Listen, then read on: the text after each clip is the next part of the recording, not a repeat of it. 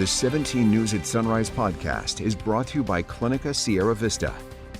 Welcome back to the 17 News at Sunrise podcast, where we share your news on your schedule. Working in the spirit of the Golden Empire, this is 17 News at Sunrise. Good morning here at 5 a.m. Thanks for waking up with us. I'm Maddie Jansen alongside Elena Rusk in Today for Alex.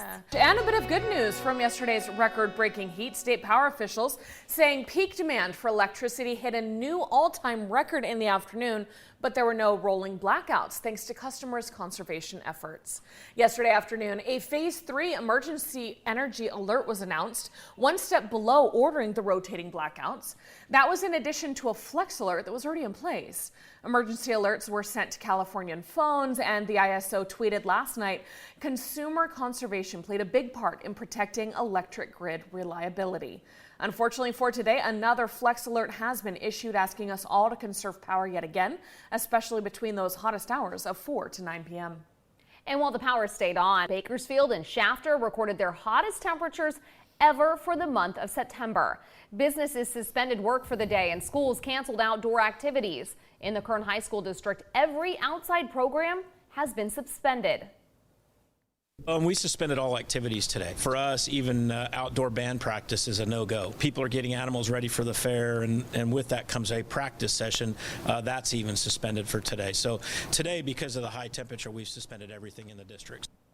But not everyone can avoid going out in this heat. One Kern farm worker explained the dilemma they face on days when simply being outside is a risk to your health. We really have no other choice. If we don't work a day, that means less money in our paycheck. We don't have any other option but to work. Bakersfield broke a heat record set in 1955, while Shafter broke a 118-year-old record from 1904. And a reminder, Get Bus offering free rides again today, not due to the heat, but rather the bad air quality. Whenever the AQI is over 150, it's considered unhealthy. Today's forecast 161 for the valley.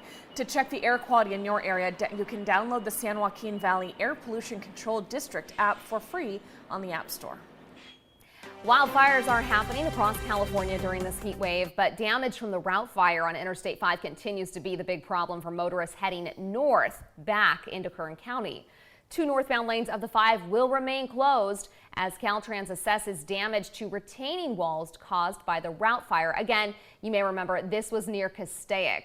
The closed-off lanes of the freeway extend for about 3 miles, starting near Parker Road up to around Vista del Lago Road and Pyramid Lake. Again, these are the northbound lanes, so they're not going to affect you heading down south. They're going to affect you coming back. Caltrans is advising drivers to take the 101 freeway or State Route 14 to the 58 as an alternate over the next few days. The route fire charred just over 5,200 acres, and it's 98% contained. Meanwhile, 2 people have died and thousands of residents remain evacuated as the Fairview fire continues to burn near Hemet. That fire burned 4,500 acres so far and still only 5% contained.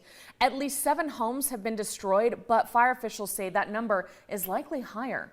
Riverside County Animal Services says they're trying to help residents who had no choice but to flee and abandon their animals.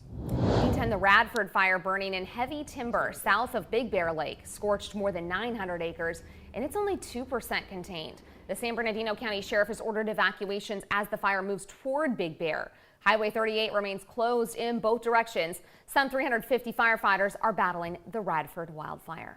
Well, when the rubber meets the road in record-breaking heat, chances of tire failure go up along with the temperature. Tires with worn-out tread are especially vulnerable to failure in the heat. But even good tires can fail if not properly inflated to the numbers listed on the sticker by the driver's side door. Underinflation causes rolling resistance in the steel belt, the friction leading to additional heat buildup. It can be quite substantial, especially if you have a loaded vehicle.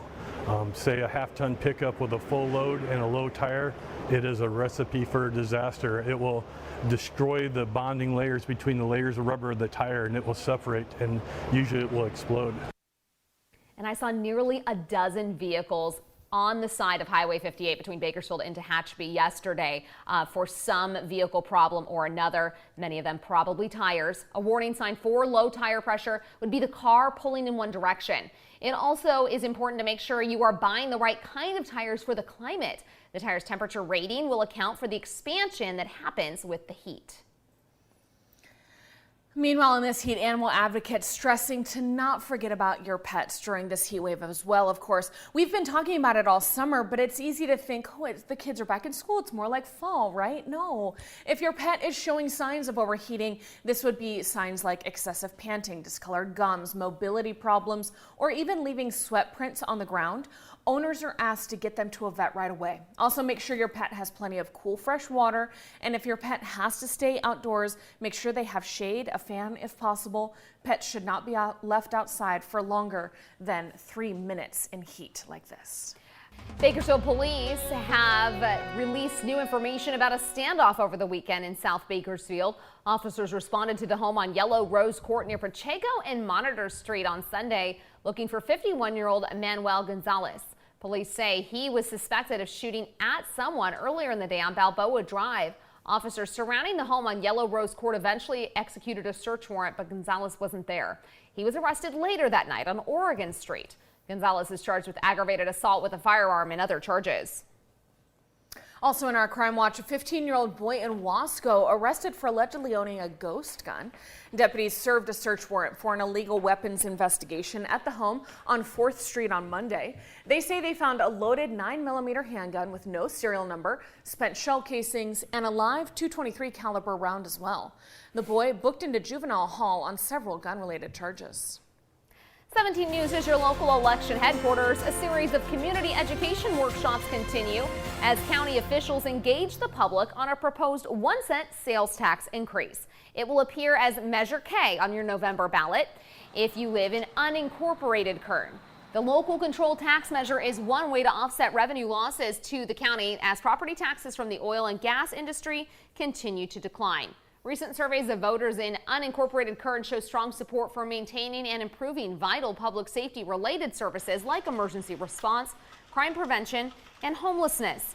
2 public educational workshops are slated for this week. The first one is happening tonight from 6 to 7 p.m. in Pine Mountain Club in the Condor Room on Beechwood Way. Tomorrow night, September 8th, a workshop will be held in Bear Valley Springs from 6 to 7 p.m. at the Whiting Center. The public is encouraged to attend. The 17 News at Sunrise podcast is a production of KGET and Nexstar Media Group. For more on all of the headlines in today's show, head to kget.com.